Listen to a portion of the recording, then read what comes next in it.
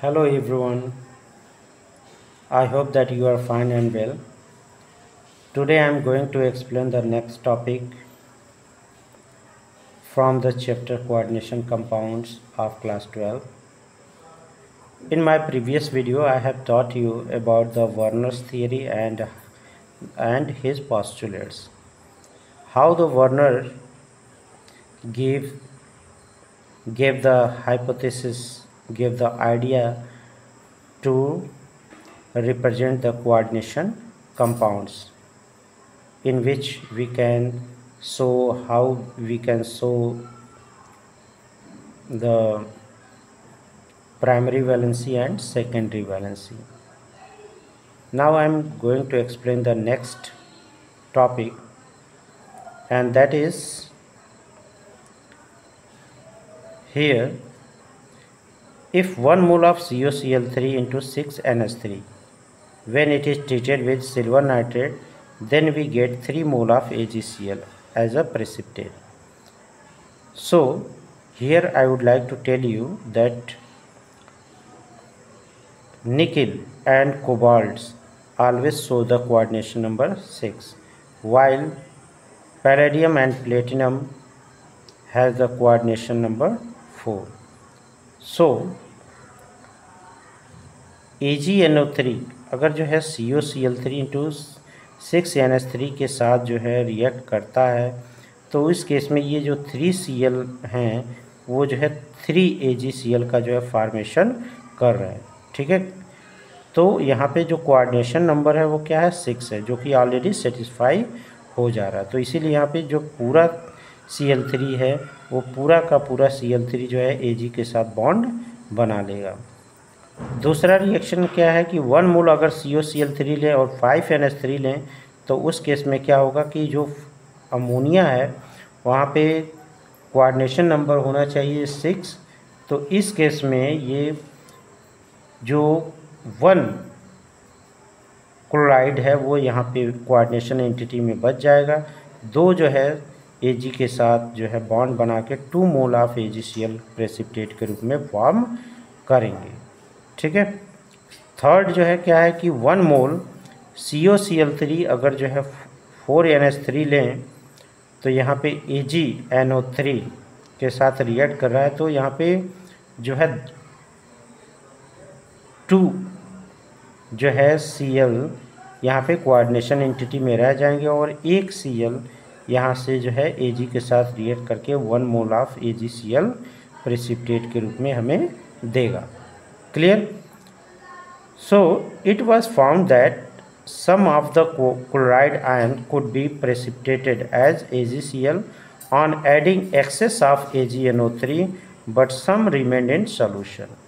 यानी कि कुछ जो क्लोराइड आयंस हैं वो जो है प्रेसिपिटेट होते हैं AgCl के रूप में, जब जो है एक्सेस अमाउंट में जो है AgNO3 जो है सॉल्यूशन वहाँ पे रिएक्शन में जो पार्टिसिपेट करते हैं, but some remains in solution, और कुछ जो है उस सॉल्यूशन में बचे रह जाते हैं। Based on the above observation compounds are formulated below. अब यहाँ पे हम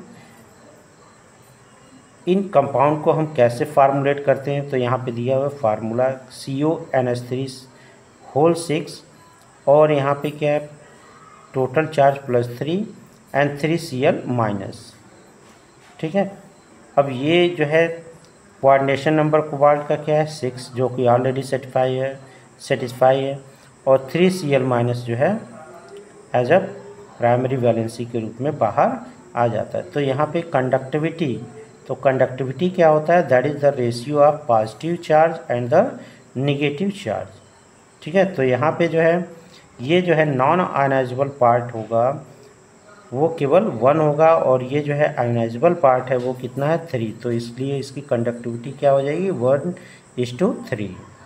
ठीक है, इसी तरह से CuNH3 होल 5Cl है +2 है, तो 2Cl माइनस जो है कोऑर्डिनेशन एंटिटी से बाहर है, तो इस केस में जो है जो कंडक्टिविटी होगी 1:2 हो जाएगी।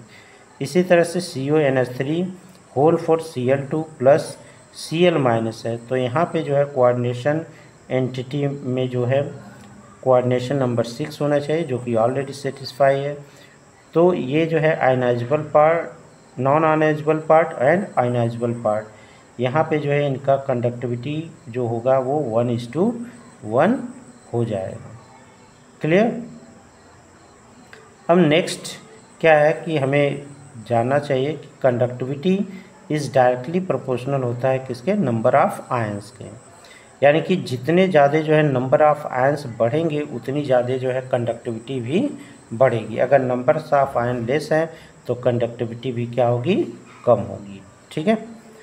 अब कभी एग्ज़ाम में जो है पूछा जाता है कंडक्टिविटी में जो है कंपैरिजन करने के लिए, जो कि इम्पॉर्टेंट है। जैसे यहाँ पे मैंने कुछ एग्जांपल लिया है, CONH3 होल 6 एंड Cl3, और दूसरा एग्जांपल है COClNH3 होल 5 Cl2।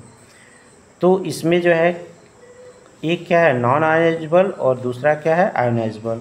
तो यहाँ पे देख सकते हैं जब ये ब्रेक होगा तो ये CONH3 होल 6 +3 Cl माइनस, यानी कि टोटल नंबर ऑफ आयंस जो होंगे वो कितना होगा, 4।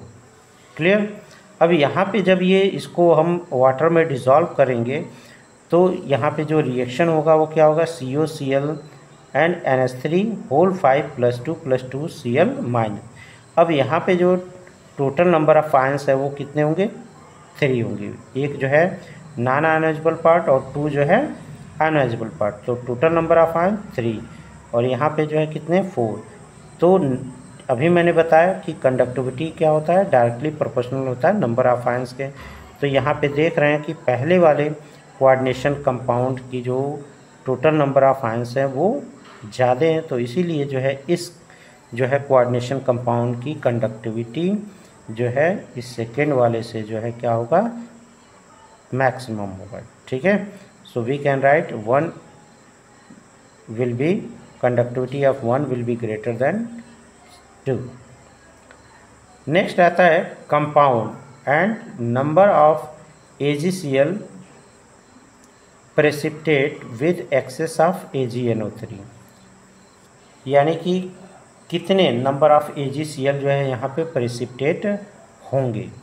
तो NiCl2 × 6H2O है। तो इस केस में हम लोग जानते हैं कि निकिल जो है कोऑर्डिनेशन नंबर 6 को शो करता है।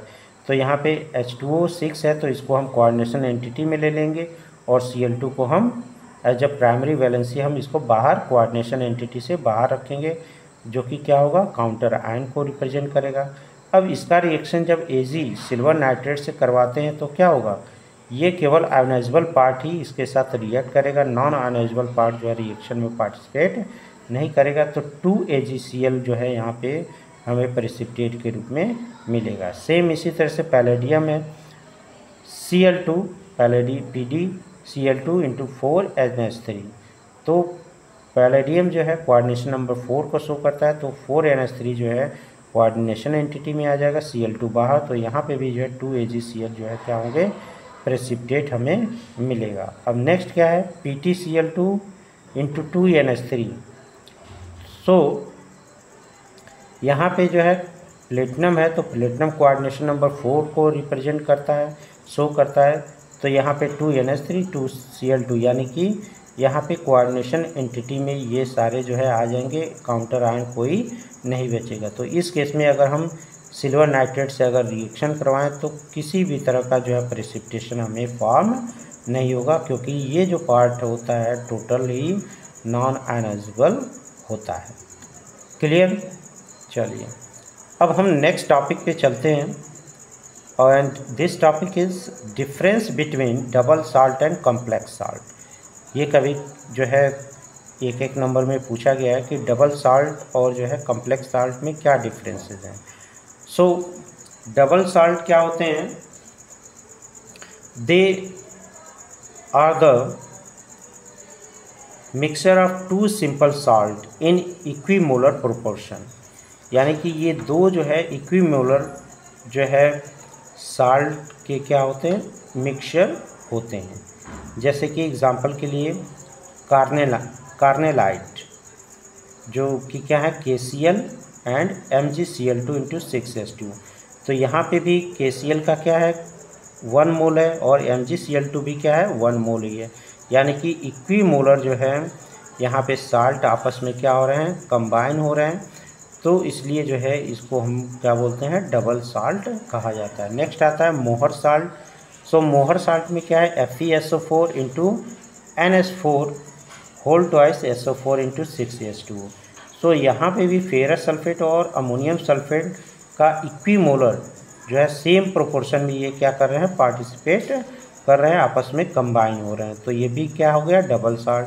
पोटास एलम जिसको हम लोग फिटकरी भी कहते हैं, यहाँ पे भी क्या है K2SO4 into Al2SO4 whole thrice into 24H2। तो यहाँ पे K2SO4 और Al2SO4 की एक मोल जो है इस जो है बॉन्डिंग में जो है साल्ट बनाने में पार्टिसिपेट कर रहे हैं, तो इसीलिए जो है पोटास एलम भी क्या कहलाता है डबल साल्ट कहलाता है।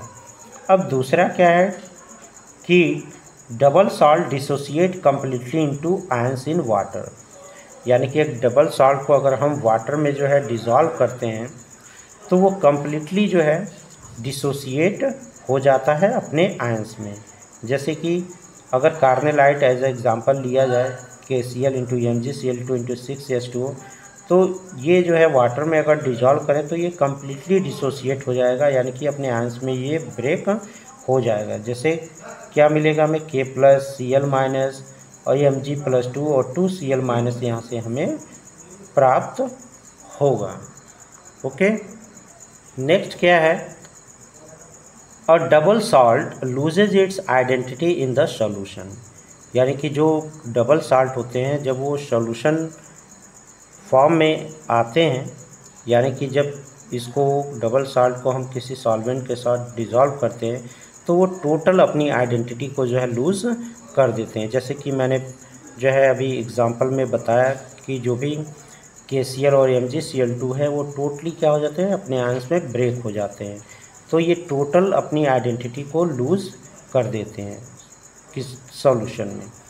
नेक्स्ट क्या है difference, these are ionic compounds and do not contain any coordinate bond, यानी कि ये टोटली जो है क्या होते हैं आयनिक कंपाउंड्स होते हैं, यानी कि इनमें जो है आयनिक बॉन्ड्स होते हैं और इनमें जो है किसी भी तरह का कोऑर्डिनेट बॉन्ड जो है प्रेजेंट नहीं होता है।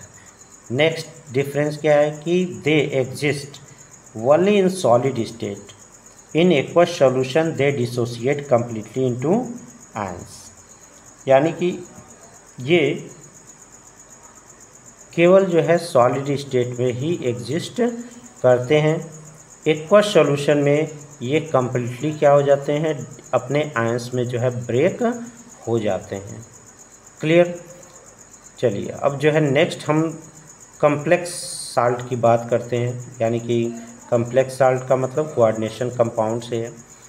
The simple salts from which they are formed many or may not be equimolar proportion, यानी कि जो भी सिंपल साल्ट होगा वो जो है इक्विमोलर हो भी सकते हैं और इक्विमोलर प्रोपोर्शन में नहीं भी हो सकते हैं।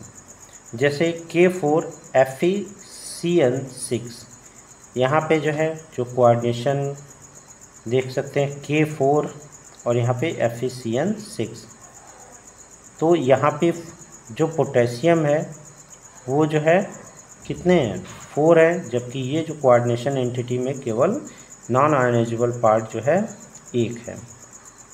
ठीक है। दूसरा, complex salt does not dissociate completely into ions in water, यानी कि जो भी कम्प्लेक्स साल्ट होते हैं वो वाटर में कम्प्लीटली डिसोसिएट नहीं होते, डिज़ोल्व नहीं होते हैं। Mainly the complex ion does not dissociate further into ions, और ये जो है आयंस में जो है डिसोसिएट नहीं होते हैं। जैसे K4FeCN6 लें और इसको हम वाटर में डिज़ोल्व करें तो यहाँ पे 4K+ और जो है FeCN6 4- मिलेगा। तो यहाँ पे देख सकते हैं कि FeCN6 जो कोऑर्डिनेशन एंटिटी में जो भी मेटल और लाइगेंड्स हैं वो जो है वाटर में डिज़ोल्व नहीं होते, वो जो है आयनाइज्ड नहीं होते हैं। ठीक है। थर्ड डिफरेंस क्या है, coordinate compound retains it's identity in its solution, यानी कि जो कोऑर्डिनेट कंपाउंड है वो जो है सॉल्यूशन में अपनी जो है आइडेंटिटी को बनाए रखते हैं। जैसे यहाँ पे देख रहे हैं वो कम्प्लीटली डिसोसिएट नहीं हो रहा है, तो इस सॉल्यूशन में या वाटर सॉल्वेंट में जो है अपनी आइडेंटिटी को ये बनाए रखे हुए हैं। फोर्थ डिफरेंस क्या है कि दे मे और may not be ionic but complex parties always है कोऑर्डिनेट बॉन्ड, यानी कि ये क्या हो सकता है, ये भी जो है आयनिक हो भी सकते हैं और नहीं भी हो सकते, लेकिन जो कम्प्लेक्स पार्ट है वो हमेशा जो है कोऑर्डिनेट बॉन्ड से ही जुड़ा होगा। यहाँ पे देख सकते हैं जैसे FeCl6 है कोऑर्डिनेशन एंटिटी में, तो ये जो है जो पार्ट है वो जो है कोऑर्डिनेट बॉन्ड इसमें जो है प्रेजेंट होगा, लेकिन इसमें और इसमें आयनिक हो भी सकता है और नहीं भी हो सकता है। ठीक है, नेक्स्ट है they exist in the solid state as well as in aqueous solution, यानी कि ये जो कोऑर्डिनेशन या कम्प्लेक्स साल्ट होते हैं ये जो है सॉलिड स्टेट में रह सकते हैं और एक्वस सॉल्यूशन के फॉर्म में भी ये रह सकते हैं, because they do not dissociate completely. ऐसा क्यों होता है, क्योंकि ये जो है वाटर में कम्प्लीटली डिसोसिएट नहीं होते हैं। Clear? So I hope that you have understood this topic very well. So आप इनको जो है अच्छे से नोट्स और जो है इसको अच्छे से तैयार करें और हमारे YouTube चैनल को ज़रूर जो है सब्सक्राइब करें, लाइक करें, और अगर कोई डाउट हो तो कमेंट सेक्शन में ज़रूर जो है मुझे कमेंट करें। ठीक है, अगर जो है आपको ऑनलाइन क्लास लेनी है तो आप मुझे कमेंट करके बता सकते हैं। Okay, so thanks and have a good day.